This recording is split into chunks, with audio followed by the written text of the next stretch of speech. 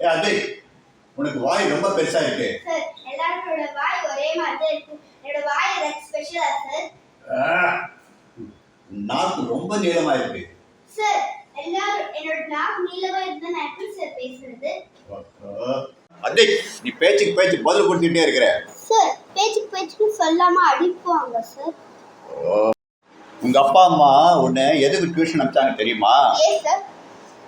உன்னோட வாய் பேசுறது கம்மி பண்ணுன்னு சொல்லிட்டு தான் அனுப்பிச்சாங்க, தவிர உன்னோட படிப்பை பற்றி அனுப்பல. சார், நீ என்னோட வாய் கட்டப்பட்ட முடியாது. கட்டப்பட்டீங்கன்னா நான் 1000 ரூபாய் தரேன் என்னோட உண்டியில வர. அந்த பேண்ட் பாரு எப்படி கிழிஞ்சிருக்கா. அந்த பேண்ட் கூட தச்சு தரேன். சார், இது டச் பண்ணாதீங்க.